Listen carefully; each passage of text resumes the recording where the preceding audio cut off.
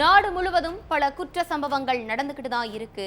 காவல்துறையினர் விசாரிச்சுக்கிட்டு தான் இருக்காங்க. அது மாதிரியான பல குற்ற சம்பவங்களின் தொகுப்பு தான் நிகழ்தகவு.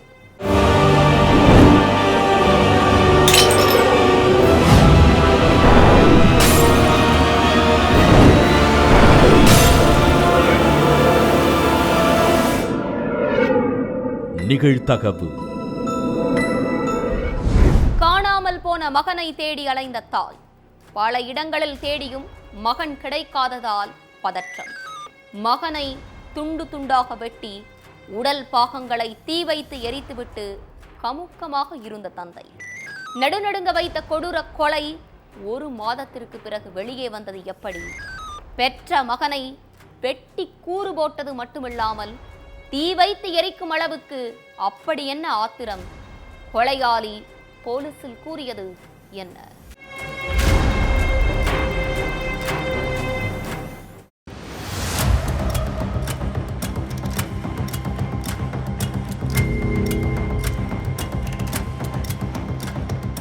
கணவர் வெங்கடேஸ்வரோட இருக்கிற மூத்த மகன் மண்டியா கிட்ட பேசி ரொம்ப நாள் ஆச்சுன்னு ஃபோன் பண்ணியிருக்காங்க தாய் கோட்டேஸ்வரம்மா. ஆனால் ஃபோன் சுவிட்ச் ஆஃப்னு வந்திருக்கு. சரி, சார்ஜ் இல்லாமல் போயிருக்கும், கொஞ்ச நேரம் கழித்து திரும்ப கூப்பிடுவான்னு கோட்டேஸ்வரம்மா வெயிட் பண்ணிட்டு இருந்தாங்க. ஆனால் ரொம்ப நேரமான பிறகும் மகன்கிட்ட இருந்து காலே வரல. திரும்பவும் கால் பண்ணி பார்த்தா அப்பவும் சுவிட்ச் ஆஃப்னு தான் வந்திருக்கு. இவ்வளவு நேரம் செல்போனை சுவிட்ச் ஆஃப் பண்ணி வச்சிருக்க மாட்டானேன்னு சந்தேகப்பட்ட கோட்டேஸ்வரம்மா உடனே ஊர்ல உள்ள சொந்தக்காரங்க கிட்டையும் அக்கம் பக்கத்துல உள்ளவங்க கிட்டையும் ஃபோன் பண்ணி விசாரிச்சிருக்காங்க. அப்போ மண்டியாவை பார்த்து கிட்டத்தட்ட 10 நாளைக்கு மேலாகுது, உங்க கணவரோட 2வது மனைவி பிரமிளாவும் மண்டியாவை காணும்னு போலீஸ்ல கம்ப்ளைண்ட் பண்ணியிருக்காங்கன்னு சொல்லியிருக்காங்க. மகனை காணுங்கிறத கேட்டதும் ஷாக்கான கோட்டேஸ்வரம்மா ஆந்திர மாநிலம் பல்நாடு புட்டலக்கூடம் கிராமத்துல வெங்கடேஸ்வரலு நாயக் வீட்டுக்கு போயிருக்காங்க. அங்க கோட்டேஸ்வரம்மா வந்ததை பார்த்ததும் ஆத்திரமான வெங்கடேஸ்வரலு எதுக்கு இங்க வந்தன்னு கேட்டு சத்தம் போட்டிருக்காரு. அதுக்கு நான் உங்களை பார்க்க வரல, என் பிள்ளைய காணோம்னு சொன்னாங்க, அதான் வந்தேன்னு சொல்லியிருக்காங்க கோட்டேஸ்வரம்மா. வெங்கடேஸ்வரலுக்கு கோட்டேஸ்வரம்மா முதல் மனைவியா இருந்தாலும் பிரமிளாவும் அவங்களும் அக்கா தங்கச்சி மாதிரி தான் இருந்திருக்காங்க. பிரமிளா வளர்ப்புல தான் மண்டியா இருந்திருக்கார். மண்டியா எங்க, அவனை காணோங்கிற விஷயத்த எதுக்கு என்கிட்ட சொல்லலன்னு பிரமிளா கிட்ட கோட்டேஸ்வரம்மா கேட்க, மண்டியா காணாம போனதும் எனக்கு என்ன பண்றதுன்னே தெரியல, அவனை காணோம்னு சொன்னா நீங்களும் ரொம்ப பதற்றம் ஆகிடுவீங்கன்னு தான் அக்கா சொல்லலன்னு கூறியிருக்காங்க பிரமிளா. போலீஸ்காரங்களும் மண்டியாவை பல இடங்கள்ல தேடி பார்த்தும் எங்க போனாரு அப்படிங்கிறதுக்கான எந்த துப்பும் கிடைக்கல. மண்டியா காணாம போய் கிட்டத்தட்ட 1 மாசம் கடந்துருச்சு. ஆனாலும் மண்டியாவை பத்தின எந்த தகவலும் இல்லை. வீட்டில் உள்ளவங்க எல்லாரும் மகனை காணுங்கிற பதற்றத்துல இருக்கும்போது வெங்கடேஸ்வரலு மட்டும் எப்பவும் போல சகஜமா இருந்தார். அது கோட்டேஸ்வரம்மாவுக்கு பெருத்த சந்தேகத்தை ஏற்படுத்தியிருக்கு. இவர் தான் என் பிள்ளைய ஏதாவது பண்ணியிருக்கணும்னு நினைச்சு ஸ்டேஷன்ல போய் வெங்கடேஸ்வரலு மேல கம்ப்ளைண்ட் பண்ணியிருக்காங்க. கோட்டேஸ்வரம்மா கொடுத்த புகாரை வச்சு வெங்கடேஸ்வரலுவை தூக்கிட்டு வந்து விசாரிச்சப்பதான் பல உண்மைகள் வெளிச்சத்துக்கு வந்து திடுக்கிட வச்சிருக்கு. பெத்த மகன் மண்டியாவை கொடூரமா கொலை செஞ்சதோட உடலை துண்டு துண்டா கட் பண்ணி தீ வச்சு எரிச்சிட்டு எலும்புகளை குழி தோண்டி புதைச்சிருக்கான் வெங்கடேஸ்வரலு. எர்ரப்பள்ளம் கிராமத்தை சேர்ந்த கோட்டேஸ்வரம்மாவுக்கும் புட்டலக்கூடம் கிராமத்தை சேர்ந்த வெங்கடேஸ்வரலுக்கும் 20 வருஷங்களுக்கு முன்னாடி கல்யாணம் நடந்துச்சு. இந்த தம்பதிக்கு 2 மகன்கள். இதுல மூத்த மகன் தான் மண்டியா. குழந்தைகள் பிறந்ததுல இருந்தே கணவன் மனைவி இடையில அடிக்கடி சண்டை வந்திருக்கு. கோட்டேஸ்வரம்மா 2வதா கர்ப்பமா இருந்தப்ப நீ எப்படி கர்ப்பமான, யாரு காரணம்னு கேட்டு மனைவிய சந்தேகப்பட்டு அடிச்சு துன்புறுத்தி கொடுமைப்படுத்தியிருக்காரு வெங்கடேஸ்வரலு. கணவன் கொடுத்த கொடுமைகளை எல்லாம் தாங்கிட்டு ஒரு வழியா 2வது குழந்தையும் பெத்தெடுத்தாங்க கோட்டேஸ்வரம்மா.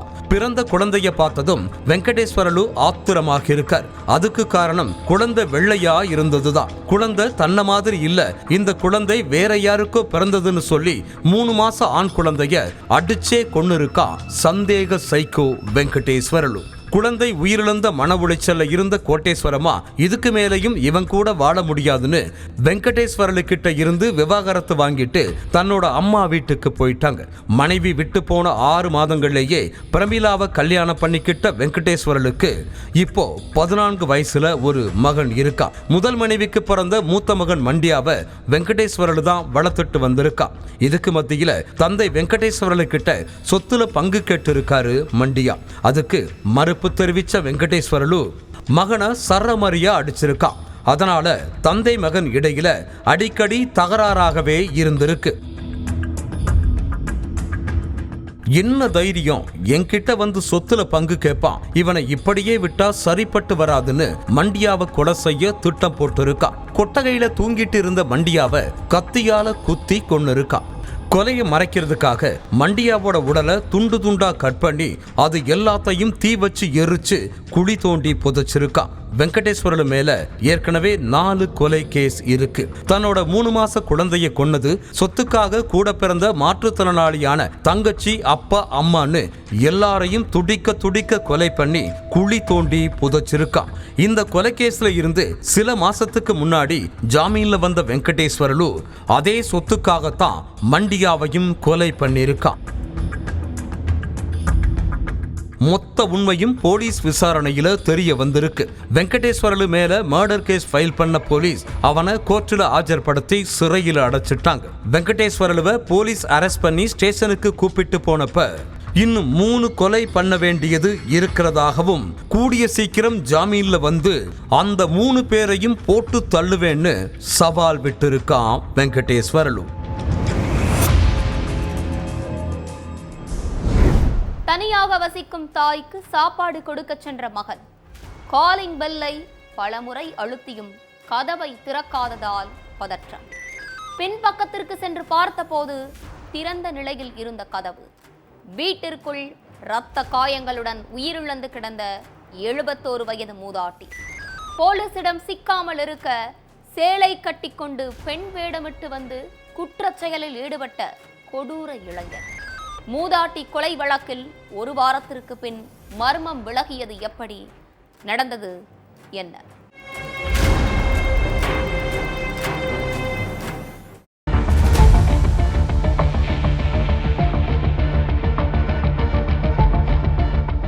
நெல்லை பக்கத்துல உள்ள வள்ளியூர் மின்வாரிய குடியிருப்பு காலனியைச் சேர்ந்தவங்க 71 வயதான ருக்மணி. இவங்களோட கணவர் அர்ஜுனன் கடந்த மே மாசம் உடல்நலம் பாதிக்கப்பட்டு உயிரிழந்துட்டார். அர்ஜுனன் ருக்மணி தம்பதிக்கு 2 மகன்கள் 1 மகள்னு மொத்தம் 3 பிள்ளைங்க இருக்காங்க. அதுல ஒரு மகனும் ஒரு மகளும் குடும்பத்தோட வெளியூர்ல இருக்காங்க. மூத்த மகன் பாலசுந்தர் மட்டும் ருக்மணி வீட்டுக்கு பக்கத்திலேயே இன்னொரு வீட்டுல தன்னோட குடும்பத்தோட வாழ்ந்துட்டு இருக்கார். கணவர் அர்ஜுனன் உயிரிழந்ததுக்கு அப்புறம்ல இருந்து ருக்மணி தன்னோட வீட்டுல தனியாதான் வசிச்சுட்டு வந்திருக்காங்க. அதே தெருவில் இன்னொரு வீட்டில் வசிச்சுட்டு இருக்கிற மூத்த மகன் பாலசுந்தர் தினமும் தன்னோட அம்மாவுக்கு சாப்பாடு கொடுத்துட்டு தான் காலையில வேலைக்கே போவார். கடந்த 8ஆம் தேதி வழக்கம் போல மூதாட்டி ருக்மணிக்கு சாப்பாடு கொடுக்கறதுக்காக பாலசுந்தர் போயிருக்கார். அப்போ ரொம்ப நேரமா கதவை தட்டியும் ருக்மணி கதவை திறக்கவே இல்லை. அதனால சந்தேகம் அடைஞ்ச பாலசுந்தர் பின்பக்க வாசலுக்கு போய் பார்த்திருக்கார். அப்போ பின்பக்க கதவு திறந்த நிலையில இருந்திருக்கு. அடுத்து உள்ளே போய் பார்த்தா அங்க மூதாட்டி ருக்மணி தலை குப்புற விழுந்த நிலையில ரத்த காயங்களோட சடலமா கிடந்திருக்காங்க. அது மட்டுமில்ல, கழுத்துல அணிஞ்சிருந்த செயினும் கையில போட்டிருந்த வளையலும் காணாம போயிருக்கு. தகவல் தெரிஞ்சு சம்பவ இடத்துக்கு வந்த போலீஸ் ருக்மணியோட சடலத்தை கைப்பற்றி போஸ்ட்மார்ட்டத்துக்கு அனுப்பி வச்சாங்க. மூதாட்டியோட செயின் வளையல் எல்லாம் காணாம போயிருந்ததால நகைக்காக நடந்த கொலையா இருக்குமோன்னு போலீஸ் சந்தேகப்பட்டாங்க. மூதாட்டி தனியா இருக்கிறது நல்லா தெரிஞ்ச யாரோ தான் வீட்டுக்குள்ள புகுந்து கைவரிசை காட்டியிருக்காங்கன்னு நினைச்ச போலீஸ் பல்வேறு கோணங்கள்ல விசாரணையை தீவிரப்படுத்தினாங்க. மூதாட்டி கொல்லப்பட்டதுக்கு 40 நாளைக்கு முன்னாடி தான் அவங்களோட கணவர் உயிரிழந்தார். அவர் உடல்நிலை பாதிக்கப்பட்டிருந்தப்போ ஆண் செவிலியர் ஒருத்தர் அடிக்கடி வீட்டுக்கு வந்து போயிருக்கார். அதே மாதிரி மூதாட்டியோட கணவருக்கு ரொம்ப உடம்பு முடியாம இருந்தப்போ அந்த பகுதியைச் சேர்ந்த இளைஞர் ஒருத்தர் தினமும் வீட்டுக்கு வந்து மூதாட்டியோட கணவரை குளிக்க வைக்கிறது, வீட்டை சுத்தம் பண்றதுன்னு சின்ன சின்ன வேலைகளை பார்த்துட்டு இருந்திருக்கார். அதோட சம்பவம் நடக்கிறதுக்கு ஒரு வாரத்துக்கு முன்னாடி தான் வீட்டுக்கு பெயிண்ட் அடிச்சிருக்காங்க. ஆக மொத்தம் அந்த ஆண் செவிலியர், வீட்டை சுத்தம் பண்ண வந்த இளைஞர், பெயிண்ட் அடிக்க வந்தவங்கன்னு எல்லாரையும் விசாரணை வளையத்துக்குள்ள கொண்டு வந்தாங்க காவல்துறையினர். இதுக்கு இடையில போலீஸுக்கு ஒரு சிசிடிவி காட்சி சிக்கியிருக்கு. அந்த சிசிடிவி காட்சியில சம்பவம் நடந்த நேரத்துல மூதாட்டி வீட்டு பக்கத்துல புடவை கட்டிட்டு ஒருத்தங்க வேக வேகமா நடந்து போற காட்சிகள் பதிவாகி இருந்திருக்கு.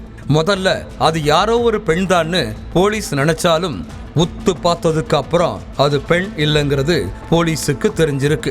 நடந்து போற விதம், பாடி லாங்குவேஜை வச்சு பார்க்கிறப்போ கண்டிப்பா அது ஒரு ஆணாக இருக்கணும், இல்லனா திருநங்கையா இருக்கணும்னு போலீஸ் சந்தேகப்பட்டாங்க. ஏன்னா சம்பவம் நடந்த ஏரியாவிலிருந்து 2 கிலோமீட்டர் தூரத்துல உள்ள பகுதியில சில திருநங்கைகள் வசிச்சுட்டு வர்றாங்க. அதனாலதான் போலீஸுக்கு அது திருநங்கையா இருக்குமோன்னு ஒரு டவுட் வந்திருக்கு. அதுக்கப்புறம் போலீஸ் முன்னாடியே திட்டமிட்டபடி சமீபத்துல வீட்டுக்கு வந்து போன ஆண் செவிலியர், வீட்டை சுத்தம் பண்ண வந்த இளைஞர், பெயிண்ட் அடிக்க வந்தவங்கன்னு எல்லாரையும் கூப்பிட்டு விசாரணை நடத்தினாங்க. அதுல வீட்டை சுத்தம் பண்ண வந்த இளைஞர் மட்டும் போலீஸ் கேட்ட எந்த கேள்விக்கும் ஒழுங்கா பதில் சொல்லாம மாத்தி மாத்தி பேசிட்டு இருந்திருக்கான். அதே மாதிரி அவன் நடக்கிற விதம், பாடி லாங்குவேஜ் எல்லாம் சிசிடிவி காட்சியில பதிவான நபர் மாதிரியே இருந்திருக்கு. உடனே போலீஸ் அவன்கிட்ட நடத்தின கிடுக்குப்படி விசாரணையில மொத்த உண்மையையும் அவனே சொல்லியிருக்கான்.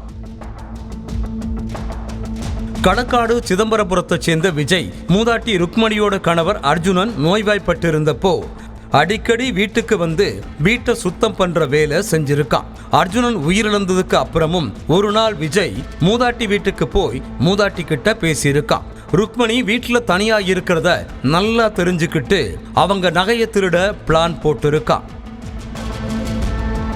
யாருக்கிட்டையும் சிக்கிடக்கூடாதுங்கிறதுக்காக புடவை கட்டி ஒரு பெண் மாதிரி மூதாட்டி வீட்டுக்கு போயிருக்கான். விஜய் மூதாட்டி வீட்டுக்கு வாசல் வழியா போகாம சுவர் ஏறி குதிச்சு போனதா சொல்லப்படுது. மூதாட்டி பின் வாசல் கிட்ட நின்னுட்டு இருந்ததை கவனிச்ச விஜய் அவங்கள தரன்னு வீட்டுக்குள்ள இழுத்துட்டு போய் தாக்கி இருக்கான். அப்போ மூதாட்டி ரொம்ப சத்தம் போட்டதால டிவி சவுண்ட அதிகமா வச்சுட்டு அவங்களோட நகைய பறிக்க ட்ரை பண்ணிருக்கான். ஆனா மூதாட்டி நகையை எடுக்க விடாம மல்லு கட்டினதால விஜய் மூதாட்டியோட கழுத்தை நெரிச்சு கொன்னுட்டு தங்க நகையை திருடிட்டு போனதா சொல்லப்படுது. போலீஸ் விசாரணையில தனக்கு நிறைய கடன் பிரச்சனை இருக்கிறதாகவும் அதனாலதான் நகையை திருடுனேன்னு விஜய் வாக்குமூலம் சொல்லியிருக்கான். விசாரணைக்கு அப்புறம் போலீஸ் விஜயை அரெஸ்ட் பண்ணி ஜெயிலில் அடைச்சிட்டாங்க. மது போதையில் முதல் மனைவியை அடித்து துரத்திவிட்ட பைனான்சியர். முதல் மனைவியை துரத்திவிட்ட சில நாட்களிலேயே இரண்டாவது திருமணம். கணவன் அடித்து துரத்திவிட்டதால் மனநலம் பாதிக்கப்பட்டு உயிரிழந்த இரண்டாவது மனைவி இறந்த சில நாட்களிலேயே மூன்றாவது திருமணம். ஆத்திரத்தில் நடுரோட்டில் துடிக்க வெட்டி கொன்ற இளைஞர். கொல்லப்பட்ட பைனான்சியருக்கும் கொலை செய்த இளைஞருக்கும் என்ன சம்பந்தம்? கொலையாளி சிக்கினானா? நடந்தது என்ன?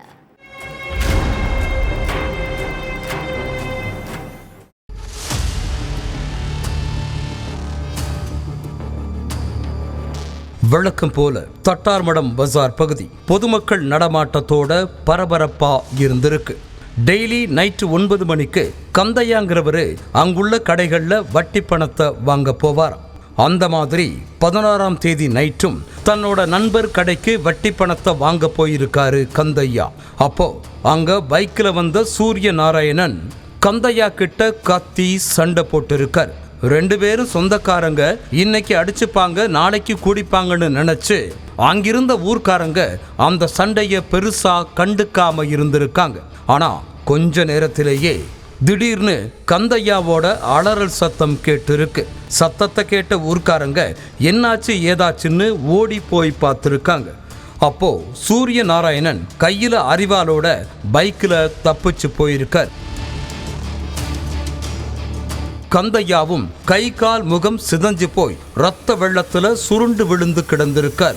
அதை பார்த்த ஊர்க்காரங்க உடனே ஆம்புலன்ஸுக்கு ஃபோன் பண்ணி வரவழைச்சு கந்தையாவை ஹாஸ்பிட்டலுக்கு அனுப்பி வச்சாங்க. ஆனா அங்க சிகிச்சை அளித்த டாக்டர்கள் கந்தையா ஏற்கனவே உயிரிழந்துட்டதா சொல்லியிருக்காங்க.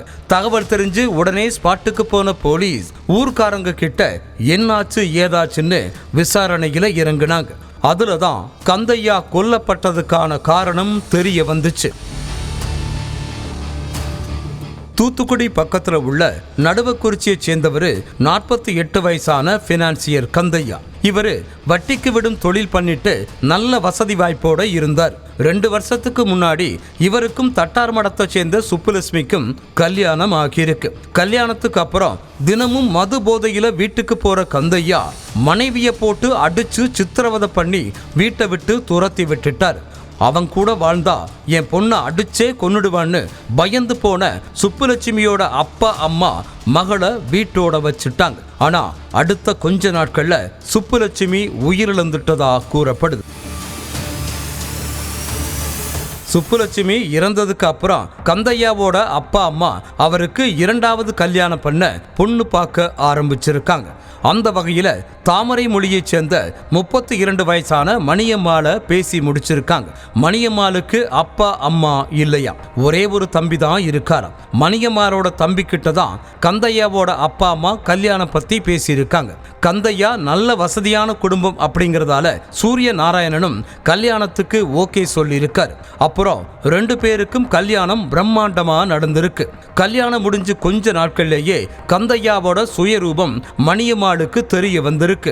கந்தையா டெய்லி குடிச்சிட்டு போய் மணியம்மாளை அடிச்சு சித்திரவதை பண்ணி வீட்டை விட்டு வெளியில போக சொல்லியிருக்காரு. அதுக்கு மணியம்மா நான் எங்கேயும் போக மாட்டேன், இது என் வீடு, நான் இங்க தான் இருப்பேன்னு பிடிவாதமா இருந்திருக்காங்க. ஆனா கந்தையா மணியம்மாளை அடிச்சு தம்பி வீட்டுக்கு துரத்தி விட்டார். சூரிய நாராயணன் வீட்டுக்கு போன மணியம்மாள் தம்பி கிட்ட நடந்த விஷயத்த சொல்லியிருக்காங்க. இதனால அதிர்ச்சியான சூரிய நாராயணன் தன்னோட சொந்தக்காரங்களை அழைச்சிட்டு கந்தையா கிட்ட நியாயம் கேட்க போயிருக்காரு. அப்போ கந்தையா இனிமே உங்க அக்கா கூட நான் வாழ மாட்டேன்னு சொல்லி தகாத வார்த்தைகள்ல திட்டி அசிங்கப்படுத்தி அனுப்பியிருக்காரு. கணவன் அடிச்சு துரத்தி விட்டதால மன உளைச்சல்ல இருந்த மணியம்மாளுக்கு உடல்நல குறைவு ஏற்பட்டிருக்கு. கணவனையே நினைச்சு அவங்க மனநலமும் ரொம்ப பாதிக்கப்பட்டிருக்கு. அக்காவோட நிலைமையை பார்த்து துடிச்சு போன தம்பி சூரிய நாராயணன் எங்க அக்கா ரொம்ப முடியாம இருக்கா, அவ கூட சேர்ந்து வாழுங்கன்னு கந்தையா கிட்ட கெஞ்சி இருக்கார். ஆனா கந்தையா அவரோட பேச்ச அலட்சியப்படுத்திட்டார். என் அக்கா கூட நீங்க சேர்ந்து வாழ வேண்டாம், அவங்க மருத்துவ செலவுக்காவது பணம் கொடுத்து உதவி பண்ணுங்கன்னு கெஞ்சி இருக்காரு சூரிய நாராயணன். உங்க அக்காவுக்கு உடல்நலம் பாதிக்கப்பட்டா நான் எதுக்கு பணம் கொடுக்கணும், அவளை போய் சாக சொல்லுன்னு தகாத வார்த்தையில பேசி திட்டிருக்காரு கந்தையா. இதனால சூரிய நாராயணன் கந்தையா மேல ஆத்திரத்துல இருந்திருக்கார். அடுத்த கொஞ்ச நாட்கள்லேயே அதிக காய்ச்சல் ஏற்பட்டு மணியம்மாளும் உயிரிழந்துட்டாங்க. ஆனா அதை பத்தி கொஞ்சம் கூட வருத்தப்படாத கந்தையா அதே பகுதியைச் சேர்ந்த இசக்கி தாய்ங்கிற பொண்ணை 3வதா கல்யாணம் பண்ணிட்டார். இந்த விஷயத்தை கேட்டு கோபத்தோட உச்சத்துக்கே போன சூரிய நாராயணன் கந்தையாவை கொலை பண்ண திட்டம் போட்டிருக்கார். சம்பவத்தன்னைக்கு தட்டார்படம் பசார் பகுதிக்கு கந்தையா போயிருக்கார். அப்போ அங்க பைக்ல வந்த சூரிய நாராயணன் நீ கொஞ்சம் பணம் கொடுத்து உதவி பண்ணி இருந்தா எங்க அக்காவோட உயிரை காப்பாத்தி இருக்கலாம்னு சொல்லி கந்தையாவை சரமாரியா வெட்டி கொன்னுட்டார். அக்கா கணவரை கொன்னுட்டு தலைமறைவா இருக்கிற சூரிய நாராயணனை போலீஸ் தீவிரமா தேடிட்டு இருக்காங்க. சிறையில் அடைக்கப்பட்டிருந்த பிரபல ரவுடி திடீரென உடல்நலம் பாதிக்கப்பட்டதால் மருத்துவமனையில் அனுமதி. தலையில் தொப்பியுடனும் கையில் துப்பாக்கியுடனும் ஐசியூவுக்குள் புகுந்த ஆப்போசிட் கேங். கண்ணிமைக்கும் நேரத்தில் ரவுடியை துப்பாக்கியால் சுட்டு தள்ளிய கொடூரம். பாதுகாப்பு அம்சங்கள் நிறைந்த மருத்துவமனைக்குள் ரவுடி கும்பல் சர்வசாதாரணமாக நுழைந்தது எப்படி? நடுநடுங்க வைத்த கொடூர சம்பவத்தின் பின்னணி என்ன?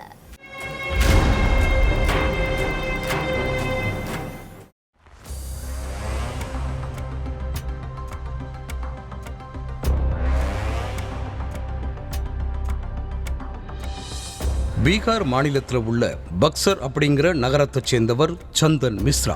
இவர் மேல 12க்கு மேற்பட்ட கொலை வழக்குகள் நிலுவையில் இருக்கு.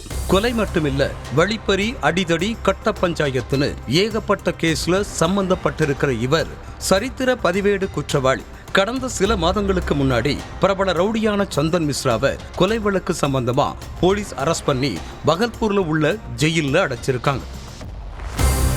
இதுக்கிடையில ஜெயில்ல உள்ள சந்தன் மிஸ்ராவுக்கு திடீர்னு மூச்சு திணறல் உள்ளிட்ட உடல்நல பாதிப்புகள் ஏற்பட்டிருக்கு. உடனே மருத்துவ சிகிச்சைக்காக அவருக்கு பரோல் வழங்கப்பட்டிருக்கு. அதுக்கப்புறம் அவரு பீகார் தலைநகர் பாட்னாவில் உள்ள பாராஸ் அப்படிங்கிற தனியார் மருத்துவமனையில அனுமதிக்கப்பட்டார். சந்தன் மிஸ்ரா கடந்த 2 நாளா ஹாஸ்பிட்டல்ல ICUல அனுமதிக்கப்பட்டிருந்த விஷயம் ஆப்போசிட் கேங்க சேர்ந்தவங்களுக்கு எப்படியோ தெரிஞ்சிருக்கு. இதுதான் சரியான சான்ஸ்னு நினைச்ச அந்த கும்பல் ஹாஸ்பிட்டல்ல வச்சே சந்தன் மிஸ்ராவோட கதையை முடிக்க பிளான் போட்டிருக்காங்க.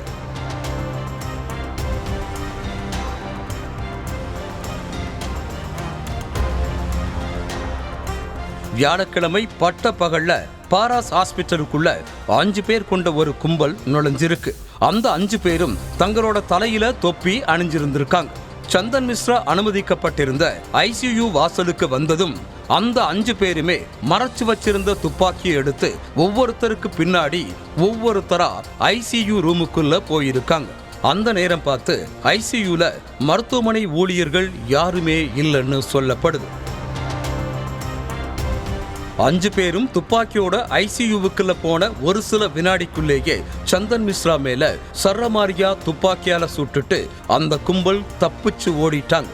ICUவுக்குள்ள நுழைஞ்ச 50 வினாடிகள்ல அந்த கும்பல் சந்தன் மிஸ்ராவை சுட்டுட்டு தப்பிச்சு போயிருக்காங்க. துப்பாக்கி சூடு சத்தம் கேட்டு பக்கத்துல உள்ள ரூம்ல சிகிச்சை பெற்றுட்டு இருந்த நோயாளிகளும் அவங்களோட உறவினர்களும் எட்டி பார்த்திருக்காங்க. அப்போ அந்த 5 பேரும் வேகமா ஓடுனதை பார்த்து பதறி போயிருக்காங்க.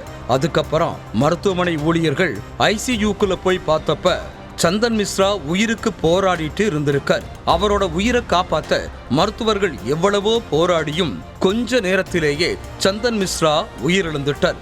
தகவல் தெரிஞ்சு ஹாஸ்பிட்டலுக்கு வந்த போலீஸ் ஹாஸ்பிட்டல்ல உள்ள CCTV காட்சிகளை கைப்பற்றி சந்தன் மிஸ்ராவை சுட்டு கொன்ன கும்பலை பிடிக்க தேடுதல் வேட்டையில இறங்கி இருக்காங்க.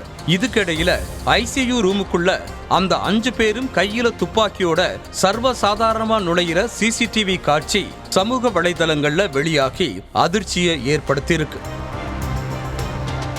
சந்தன் மிஸ்ராவுக்கு ஏகப்பட்ட பேர் கூட முன்பகை இருந்தாலும் இவருக்கு முக்கிய பகையாளினா அது சந்தன் செருங்கிற ரவுடிதான்னு சொல்லப்படுது. சந்தன் செருவோட கேங் தான் ரொம்ப நாளாவே சந்தன் மிஸ்ராவை கொல்ல திட்டம் போட்டுட்டு இருந்ததாகவும் அந்த டீம் தான் இந்த கொலையை பண்ணிருப்பாங்கன்னு போலீஸ் சந்தேகப்படுறாங்க. தப்பிச்சு ஓடுன 5 பேரையும் பிடிச்சு விசாரிச்சாதான் அவங்க எந்த கும்பலை சேர்ந்தவங்க, எதுக்காக சந்தன் மிஸ்ராவை கொன்னாங்கங்கிற எல்லா விவரமும் தெரிய வரும். அதோட பாதுகாப்பு அம்சங்கள் அதிகம் உள்ள பாராஸ் மருத்துவமனைக்குள்ள அந்த கும்பல் எப்படி நுழைஞ்சாங்கிறதும் பெரும் கேள்வியா எழுந்திருக்கு. மருத்துவமனை காவலர்களுக்கும் ஊழியர்களுக்கும் இந்த சம்பவத்துல தொடர்பு இருக்காங்கிற கோணத்திலையும் போலீஸ் விசாரணை நடத்திட்டு இருக்காங்க. பீகார்ல கடந்த சில நாட்களுக்கு முன்னாடி தொழிலதிபர் கோபால் கெம்பா தன்னோட வீட்டு வாசல்ல வச்சே சுட்டு கொல்லப்பட்டார். அடுத்து பாஜகவை சேர்ந்த சுரேந்திர கேவால், வழக்கறிஞர் ஜிதேந்திர மகாட்டோவும் படுகொலை செய்யப்பட்டாங்க. கடந்த சில நாட்களா பீகார்ல தொடர்ந்து நடக்கிற கொடூர கொலை சம்பவங்களால அந்த மாநிலத்துல பதற்றம் அதிகரிச்சிருக்கு. சம்பளம் பிரிப்பதில் இரு தரப்புக்கு இடையே ஏற்பட்ட பிரச்சனை. சமாதான பேச்சுவார்த்தைக்கு சென்றவரை கத்தியால் குத்தி இரத்த களரியாக்கிய கும்பல் ஒரு உயிரை பறித்துவிட்டு கோவில் திருவிழாக்கு சென்று குதூகலித்த கொடூரம். 6 நாட்களாக போக்கு காட்டி வந்த கும்பல் போலீசாரிடம் சிக்கியது எப்படி? நடந்தது என்ன?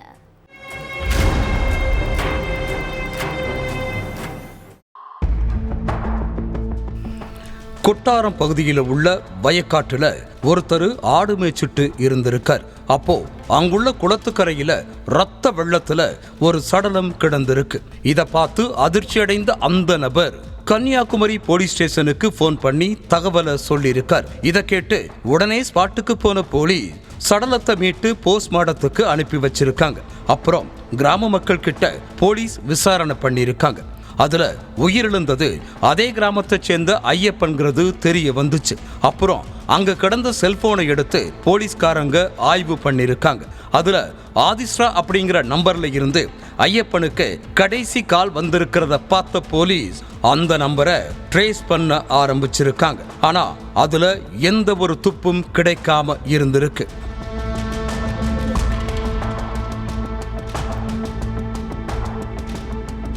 மறுநாள் ஆதிஸ்ராவோட போன் சிக்னல் நெல்லை மாவட்டம் நாங்குநேரிய காட்டியிருக்கு.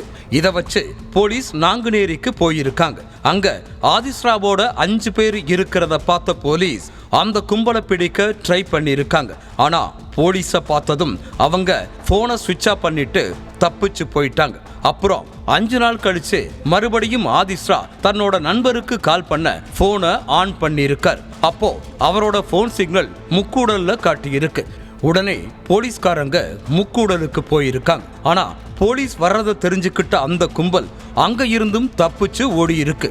இதனால போலீஸ்காரங்க ஆதிஸ்ராவை பத்தி ஊர் மக்கள் கிட்ட விசாரிச்சிருக்காங்க.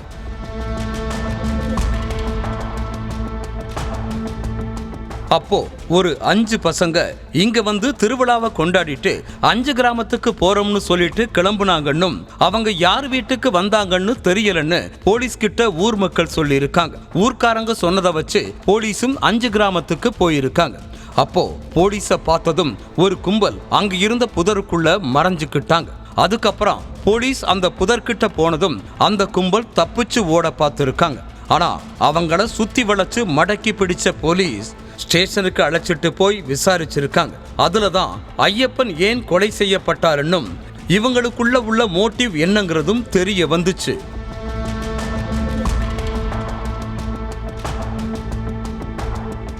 கன்னியாகுமரியில உள்ள கொட்டாரத்தை அடுத்த பாலகிருஷ்ண நகரை சேர்ந்தவர் 30 வயசான சுரேஷ். இவரு சின்னமுட்டம் துறைமுகத்துல படகுல வர்ற மீன்லோட சரக்கு வாகனத்துல ஏற்றி அனுப்பி வைக்கிற வேலையை செஞ்சுட்டு இருக்கார். இவர் கூட ஆதிஸ்ரா, அஜய், சக்தி, ஆறுமுகம் அப்புறம் 15 வயசு சிறுவன் ஒருத்தனும் வேலை செஞ்சுட்டு இருந்திருக்காங்க.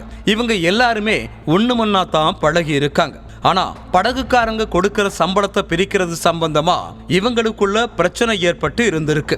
சம்பவத்தன்னைக்கு ஆதிஸ்ரா தனது நண்பர்களுக்கு மட்டும் அதிக சம்பளத்தை கொடுத்துட்டு சுரேஷுக்கு கம்மியா கொடுத்திருக்கார். இதை பார்த்து அதிர்ச்சியான சுரேஷ் எனக்கு சரியான சம்பளத்தை கொடுன்னு ஆதிஸ்ரா கிட்ட சண்டை போட்டிருக்கார். ஆதிஸ்ரா இதுக்கு மறுப்பு தெரிவிக்க 2 பேருக்குள்ள வாக்குவாதம் ஏற்பட்டிருக்கு. அதை பார்த்து அங்கிருந்தவங்க 2 பேரையும் விலக்கி விட்டு சமாதானப்படுத்தி அனுப்பி வச்சிருக்காங்க.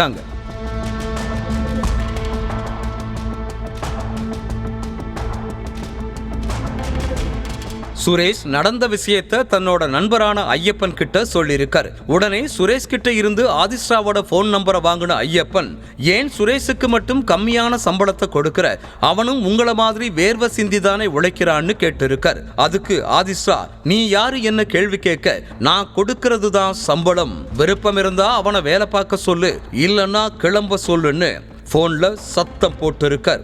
இதனால 2 பேருக்கு இடையில வாக்குவாதம் ஏற்பட்டு அப்புறம் நடந்த எல்லாத்தையும் நண்பர்கள் கிட்ட சொல்லியிருக்காரு ஆதிஸ்ரா.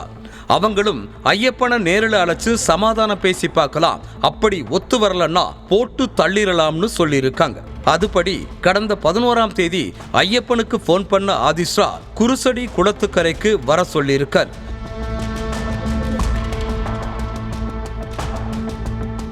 ஐயப்பன் உடனே சுரேஷுக்கு போன் பண்ணியிருக்காரு.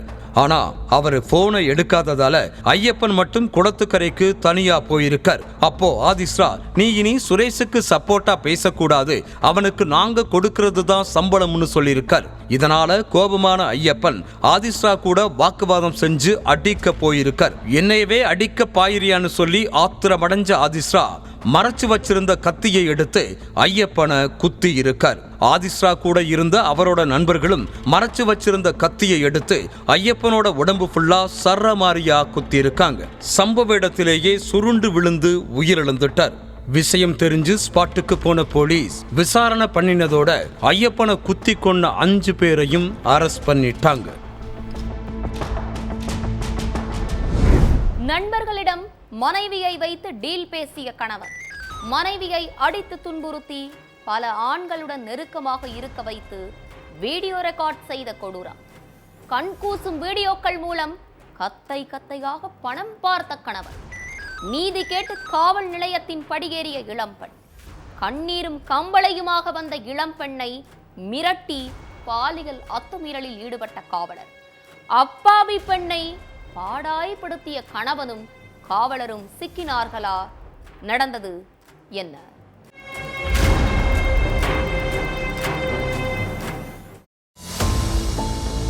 துப்பட்டாவால முகத்தை மறைச்சிட்டு கர்நாடக மாநிலம் மங்களூரு போலீஸ் ஸ்டேஷனுக்கு 28 வயசு இளம்பெண் ஒருத்தங்க வந்திருக்காங்க. ஸ்டேஷன் வாசல்ல நின்னுட்டு இருந்த போலீஸ்காரர் ஒருத்தர் அந்த இளம்பெண் கிட்ட என்ன ஆச்சு, என்ன கம்ப்ளைண்ட் மேடம்னு கேட்டிருக்கார். அதுக்கு, சார் நீங்களாவது என் கம்ப்ளைண்ட்டை எடுப்பீங்களா, இல்ல அந்த போலீஸ்காரர் மாதிரியே உங்க ஸ்டேஷன்லயும் எனக்கு நியாயம் வாங்கி தராம தவறா நடந்துப்பாங்களான்னு கேட்டு கண்ணீர் வடிச்சிருக்காங்க. நீங்க என்ன சொல்றீங்கன்னு எனக்கு சுத்தமா புரியல, அழாம என்னன்னு புரியுற மாதிரி சொல்லுங்கன்னு அந்த போலீஸ்காரர் கேட்டிருக்கார். அப்போ இளம்பெண் சொன்ன ஒவ்வொரு விஷயமும் போலீஸ்காரரையே ஷாக்காக வச்சிருக்கு. கர்நாடக மாநிலம் மங்களூரு பக்கத்துல உள்ள கங்கனாடி டவுனை சேர்ந்த இளம்பெண்ணும் அதே ஏரியாவை சேர்ந்த இளைஞரும் சில வருஷங்களுக்கு முன்னாடி லவ் பண்ணி கல்யாணம் பண்ணிக்கிட்டாங்க. திருமண வாழ்க்கையில சந்தோஷமா கார் எடுத்து வச்ச இளம்பெண்ணுக்கு உயிருக்குயிரா காதலிச்சு கல்யாணம் பண்ணவனாலதான் நம்ம வாழ்க்கையே சீரழிய போகுது, நாம நடு ரோட்டுல நிக்க போறோங்கிறது அப்ப தெரியல. ஏன்னா கல்யாணமான 6 மாசம் மட்டும்தான் சந்தோஷமா இருந்திருக்காங்க அந்த இளம்பெண். அதுக்கப்புறம் புகுந்த வீட்டுல படாத பாடுபட்டு இருக்காங்க. லவ் பண்ணிட்டு இருந்த நேரத்துல வேலைக்கு போய் ஒழுக்கமா இருந்த இளம்பெண்ணோட கணவர் கல்யாணத்துக்கு அப்புறம் எந்த வேலை வெட்டிக்கும் போகாம வீட்டிலேயே தான் இருந்திருக்கான். நண்பர்களோட சேர்ந்து ஊர் சுத்துறதும் தினமும் குடிச்சிட்டு வந்து மனைவி கிட்ட தகராறுல ஈடுபடுறதுமா இருந்திருக்கான். அதனாலே கணவன் மனைவி இடையில அடிக்கடி சண்டை வந்திருக்கு. இருந்த பணத்தையும் மனைவியோட நகைகளையும் வித்து மது குடிச்சே அழிச்ச இளைஞர்கிட்ட ஒரு கட்டத்துல சுத்தமா பணம் இல்லாம போயிருக்கு. அப்போ நண்பர்கள் எல்லாரும் மது குடிச்சிட்டு ஒன்னா உட்கார்ந்து பேசிட்டு இருந்தப்போ பெண்கள் சிலர் நெருக்கமா இருந்தா எவ்வளவு பணத்தை வேணாலும் தூக்கி வீசலாம்டான்னு சொல்லியிருக்கானுங்க. நண்பர்கள் அப்படி சொன்னதும் இளைஞருக்கு அவனோட குறுக்கு புத்தி வேலை பார்த்திருக்கு. நம்ம கிட்ட செலவுக்கு சுத்தமா பணம் இல்ல, அதனால தன்னோட மனைவியவே நண்பர்களோட நெருக்கமா இருக்க வைக்கலான்னு முடிவு பண்ணியிருக்கான் அந்த இளைஞன். தன்னோட பிளான மனைவி கிட்ட சொன்னப்ப, நீங்க என்ன பேசுறீங்க, மற்ற ஆண்கள் கிட்ட நெருக்கமா இருந்துதான் பணம் சம்பாதிக்கணுமான்னு கணவர் கிட்ட கத்தி இருக்காங்க. கட்டுன கணவன் நானே சொல்றேன், நீ கண்டிப்பா நான் சொல்றவங்க கூட நெருக்கமா இருந்துதான் ஆகணும்னு ரூம்ல அடைச்சு வச்சு அடிச்சு கட்டாயப்படுத்தி டார்ச்சர் பண்ணிருக்கான். கொடுமைகளை தாங்க முடியாத இளம்பெண்ணும் நீங்க சொல்ற மாதிரி இருக்கேன்னு சம்மதிச்சு இளைஞர் சொல்ற ஆண்களோட நெருக்கமா இருந்திருக்காங்க. மனைவி மற்ற ஆண்கள் கூட நெருக்கமா இருக்க ஆரம்பிச்சதும் கணவரோட பேங்க் அக்கவுண்ட்ல கத்தையா பணம் ஏற ஆரம்பிச்சிருக்குது. அது மட்டும் இல்லாம மனைவி வெளி ஆண்களோட நெருக்கமா இருந்ததை வீடியோவா ரெக்கார்ட் பண்ணி அதை மற்ற ஆண்களுக்கு சேல்ஸும் பண்ணுனதுதான் கொடூரத்தோட உச்சமே. நாளாக கணவரோட அடாவடித்தனம் அதிகரிச்சுட்டே போயிருக்குது. ஒரு கட்டத்துல பொறுமையை இழந்த இளம்பெண் என்ன பண்றதுன்னு தெரியாம காவூர் காவல் நிலையத்துக்கு போய் நடந்த விவரத்தை பத்தி அங்க இருந்த காவல் அதிகாரி சந்திரநாயக் கிட்ட சொல்லி புகார் கொடுத்திருக்காங்க. அந்த கம்ப்ளைண்ட் லெட்டரை வாங்கின சந்திரநாயக், கண்டிப்பா உங்க கணவர் மேல ஆக்ஷன் எடுக்கிறோம், உங்க கணவரோட செல்போன் என்ன கொடுத்துட்டு போங்கன்னு சொல்லி இருக்காரு. ஸ்டேஷனை விட்டு போன அடுத்த சில மணி நேரத்திலேயே சந்திரநாயக் இளம்பெண் வீட்டு சோஃபால உட்கார்ந்துட்டு இருந்திருக்கார். பக்கத்துல இளம்பெண்ணோட கணவனும் உட்கார்ந்து இருந்திருக்கான். மனைவி வீட்டுக்குள்ள நுழைஞ்சதும் போலீஸ்காரர் சந்திரநாயக்கோட நெருக்கமா இருக்க சொல்லி மனைவிய அடிச்சிருக்கான் கணவன். நியாயம் வேணும்னு சந்திரநாயக் கிட்ட புகார் கொடுத்த இளைஞரை கைக்குள்ள போட்டுக்கிட்டு தன்னோட இச்சைக்காக இளம்பெண்ணை இரையாக்கி இருக்கான். அத்தோட விடாம மற்ற போலீஸ் அதிகாரிகளோட நெருக்கமா இருக்கணும்னு வீடியோ கால்ல நிர்வாணமா பேசணும்னு கண்டிஷன் போட்டிருக்கான் சந்திரநாயக். நீதி கேட்டு போன காவலரும் அதே டார்ச்சர் கொடுத்தா வேற எங்க போய் நீதி கேட்கறதுன்னு தவிச்சுட்டு இருந்த இளம்பெண் கடைசியா மங்களூரு காவல் நிலையத்துல போய் கம்ப்ளைண்ட் பண்ணிருக்காங்க. இளம்பெண் சொன்னதை வச்சு அவங்களோட கணவர் மேலையும் போலீஸ்காரர் சந்திரநாயக் மேலையும் எஃப்ஐஆர் ஃபைல் பண்ணவங்க 2 பேரையும் அரெஸ்ட் பண்ணி சிறையில தள்ளி இருக்காங்க.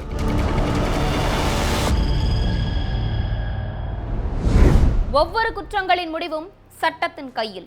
விசாரணை தொடரும். பார்க்கலாம் அடுத்த நிகழ்தகவல்.